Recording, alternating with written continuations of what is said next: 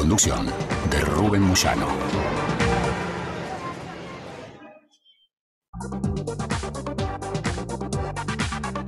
Muy bien, seguimos en este día ya tan especial, en este día que ya nos plantea una Nochebuena y una Navidad.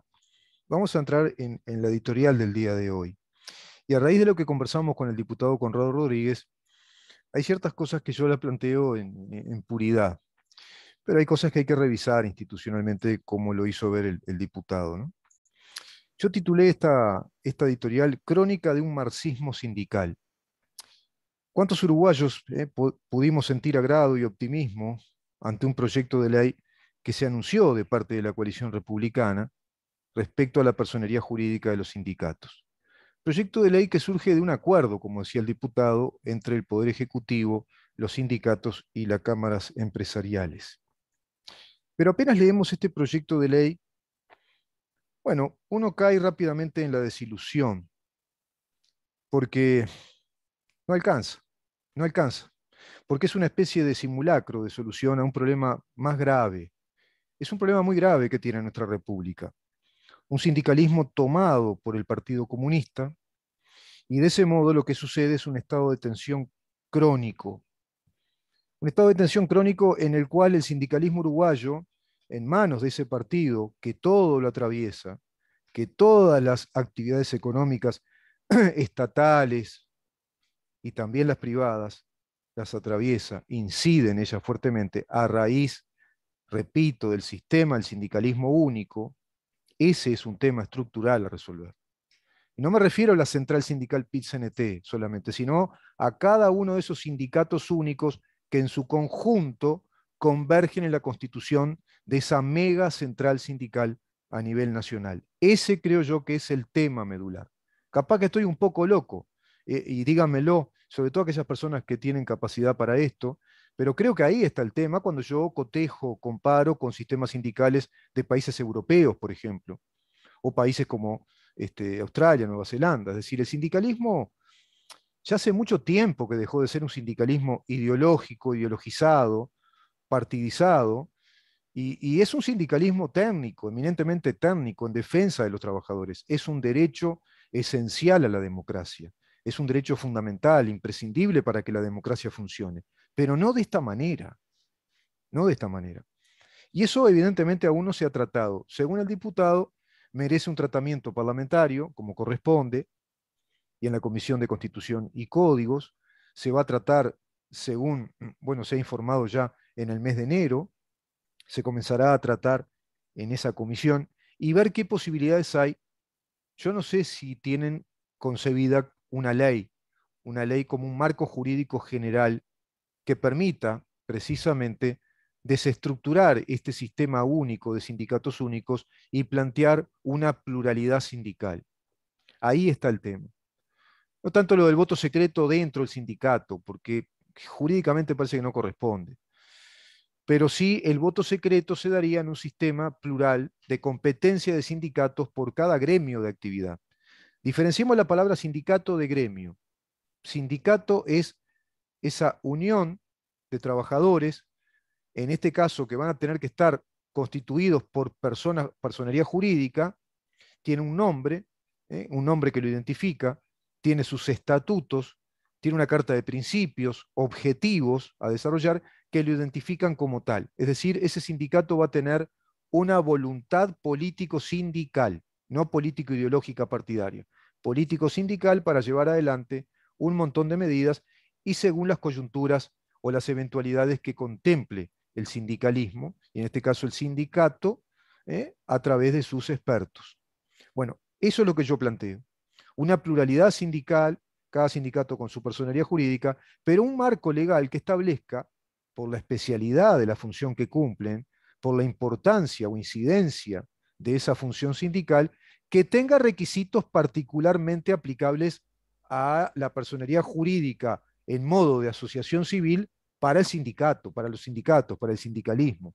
Y ahí yo me refiero a ese tema que creo que es la cuota de inscriptos o adherentes que sea una porción representativa, proporcionalmente representativa de la masa de trabajadores que integran el gremio que ese sindicato pretende representar y que después tendrá que ir a una pugna electoral, ir a una competencia lícita, democrática, totalmente democrática, una competencia constitucional, precisamente para ser el sindicato que represente por un periodo a ese conjunto de trabajadores de un gremio determinado. Por ejemplo, el gremio de los docentes de secundaria, el gremio de los docentes de la UTU. Voy a cosas bien concretas, el gremio de los trabajadores de la UTE.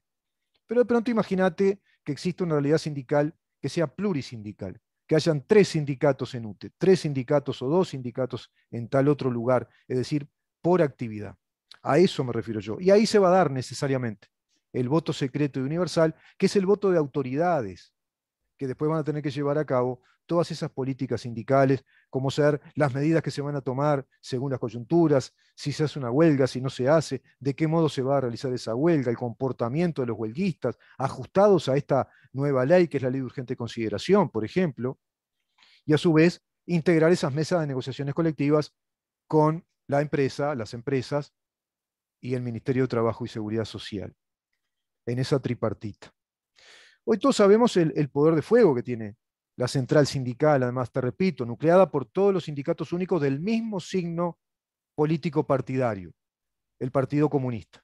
Y quizá algunos representantes ahí integrados del Partido Socialista y el MPP, que son del mismo signo ideológico, todos ellos integrados además al, digamos, antiguo, si vos querés, o clásico Foro de San Pablo, ahora convertido en Grupo de Puebla, para ir realizando esa suerte de ejercicio prerevolucionario, otra vez, ¿no? Es increíble, después que tuvieron 15 años en el poder, vuelven al ejercicio prerevolucionario para ir otra vez a la toma del poder del Estado, porque es lo que pretenden, y tener entonces la posibilidad de aplicar su ideología política en materia económica, en materia fiscal, financiera, que es lo que están haciendo ahora en esta suerte de clima hostil sindical de desestabilización al gobierno y en definitiva a las actividades del país, en pos ya de ir creando una imagen que vaya en desmedro o que perjudique de algún modo en el relato, en los hechos prefabricados, a la ley de urgente consideración, que es objeto de sometimiento a referéndum el 27 de marzo. Evidentemente los uruguayos no tenemos idea de los recursos de muchos sindicatos, tampoco de la central sindical, porque tienen esa impunidad, tienen la impunidad de no tener personería jurídica, por lo tanto, todo lo que obliga a una personería jurídica a ellos no los obliga. Increíble, ¿no? Que no se haya tomado en cuenta esto hace ya décadas y que recién ahora ocurra un tímido plan de negociación, un tímido plan de negociación entre el Poder Ejecutivo, la Cámara Empresarial y el omnímodo poder del sindicalismo único del Uruguay. Increíble, ¿eh?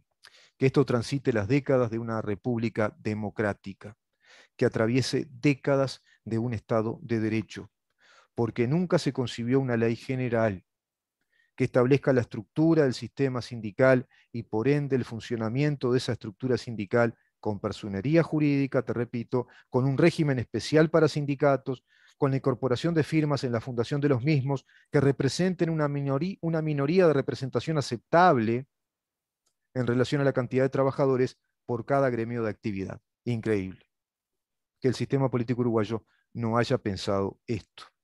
¿Cuántos abogados hubo en la historia del Poder Legislativo uruguayo a través de estas décadas? ¿Cuántos abogados? ¿Cuántos escribanos y escribanas, abogadas? ¿Cuántos procuradores o procuradoras?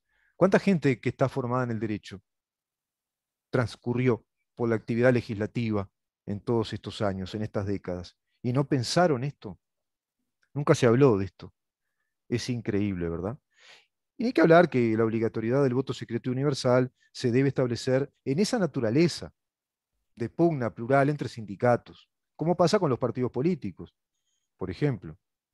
Es decir, en otra escala, ahí se da precisamente ese voto secreto y universal, como se ha dado en el BPS, porque claro, esos integrantes, en este caso, de dos movimientos distintos, los del sindicalismo, digamos, oficial dentro del BPS y el movimiento Un Solo Uruguay, pugnaron electoralmente por integrar el cogobierno del BPS. Ahí hay una situación jurídicamente muy particular.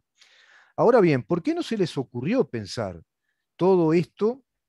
Bueno, no sabemos, pero volviendo al hoy, O sea, este tema queda en una interrogante y esa interrogante abre a qué? Abre a conjeturas, a suposiciones de todo tipo, pero efectivamente no sabemos. Seguro que a pactos, acuerdos, solapados, soterrados, debajo de las mesas de negociaciones ante la opinión pública, no sabemos. Presiones, corrupción también, seguramente, votos comprados o silencios comprados para que este tema no se trate abiertamente como se lo va tratando ahora acá en este programa. ¿Y por qué ahora solamente esto? ¿Por qué no ahora?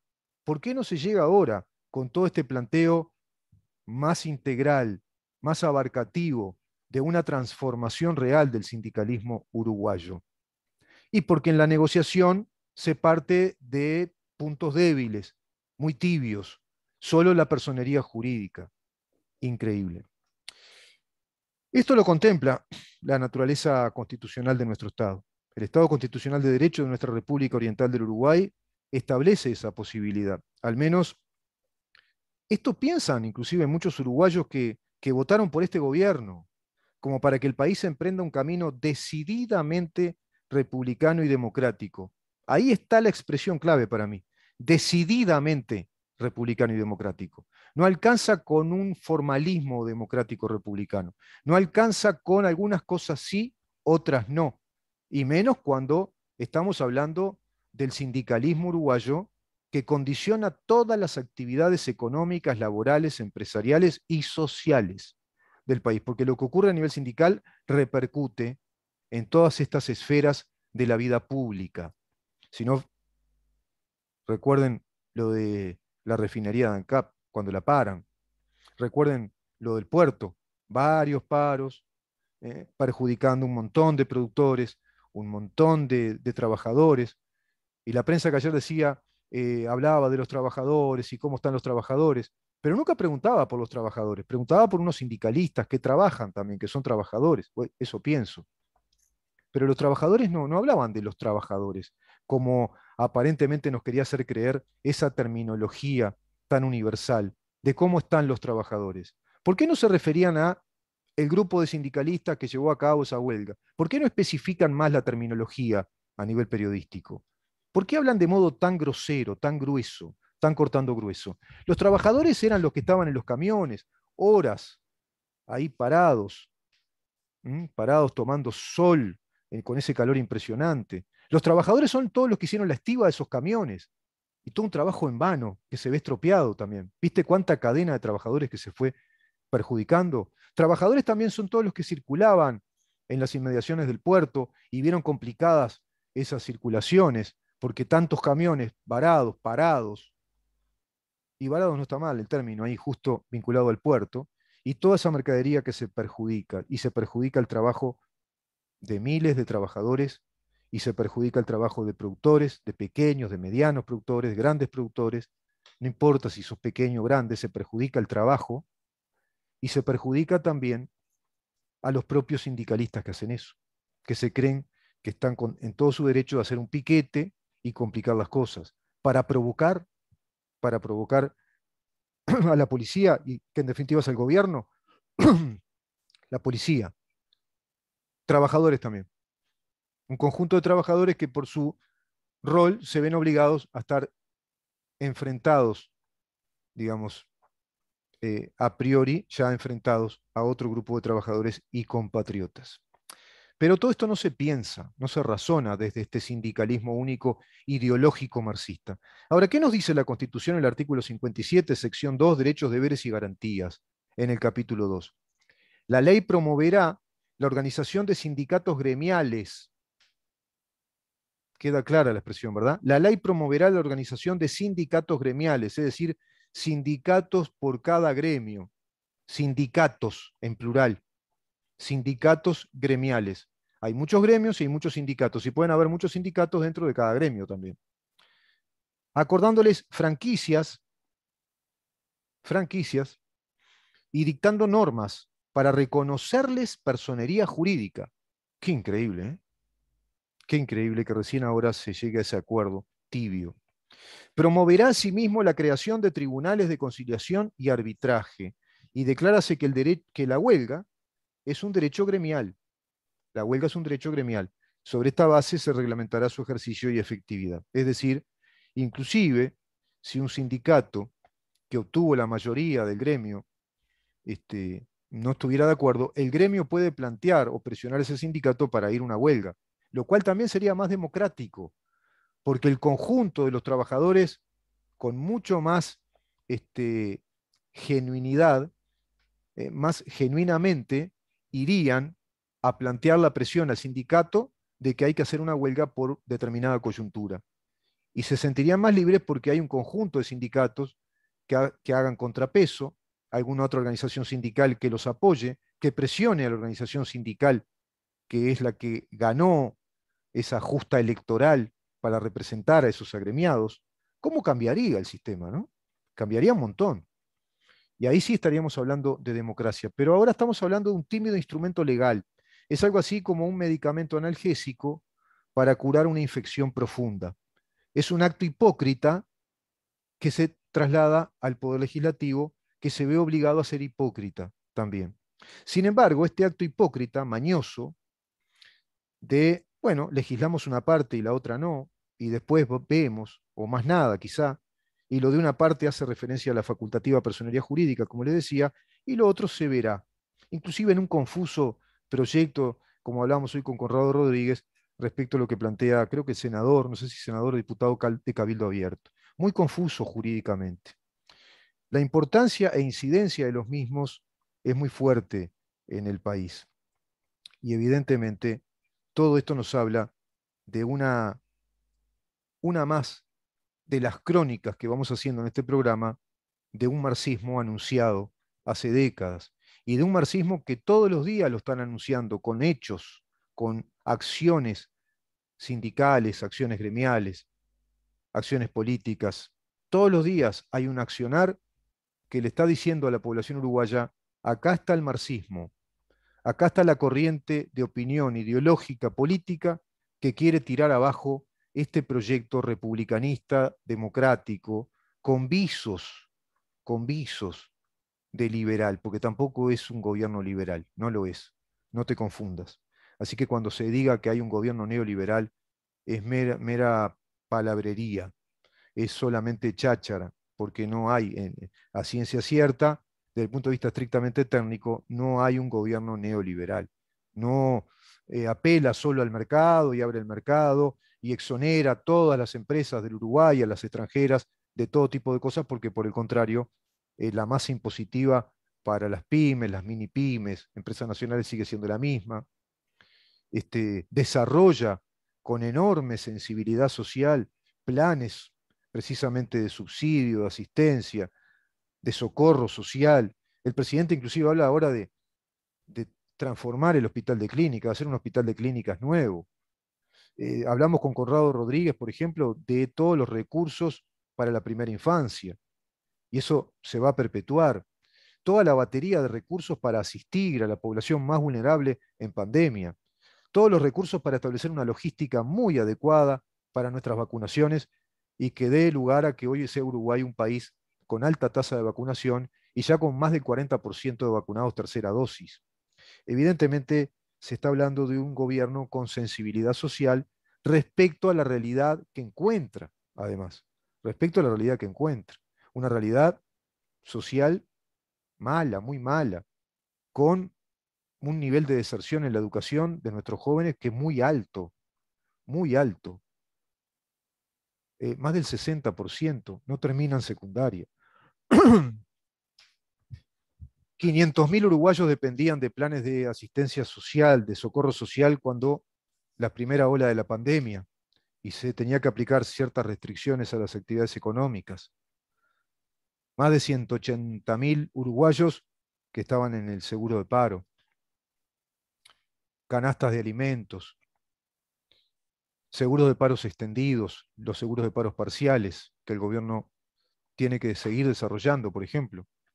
Y así un montón de medidas que dan cuenta de un sector importante de nuestra población que está en una situación muy vulnerable. Y es increíble que después de 15 años de planes llamados de equidad social, mirá el chiste de la expresión, equidad social, realmente no experimenten esa equidad social, porque no están integrados al mercado de trabajo, no están integrados a la vida formal del país, no están integrados a las actividades educativas del país para que puedan realmente desarrollarse como personas y emprender libremente sus destinos personales, inclusive en pos de constituir una familia e integrarse a la vida social y aportar al Estado, bueno, conocimientos, bienestar y también cuota parte de riquezas, porque sabemos que todos los integrados a la vida legítima del trabajo pagan los impuestos, pagan las tarifas, que en este país las tarifas las cobra el Estado. Otro enorme tema que en su momento tocaremos. Evidentemente, todo esto es una más de las crónicas de un marxismo anunciado, pero el gobierno hace como que no lo ve todavía esto, o no quiere verlo, o legisla como para calmar los ánimos de sus votantes. No, no, así no es como se compone una república democrática.